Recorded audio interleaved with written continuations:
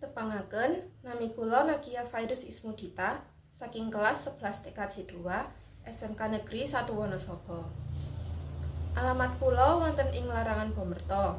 Kula gadah kaluwihan ing bidang coding HTML, perancangan topologi, lan pengelolaan sistem jaringan. Nanging kula ugi gadah kekirangan, inggih menika kedah nata malih manajemen wekdal kula pribadi. Sanadyan kados puniku, kula gadah nilai-nilai positif inggih menika gampil srawung, giat, lan tlatos nalika nyambut damel. Ancaman ingkang mungkin kula adepi inggih punika persaingan ing bidang IT ingkang saya ketat, perkembangan teknologi, lan tuntutan penguasaan bahasa pemrograman ingkang kompleks. Kaprigelan mligi ingkang kula gadahi inggih punika pengelolaan sistem jaringan lan coding HTML.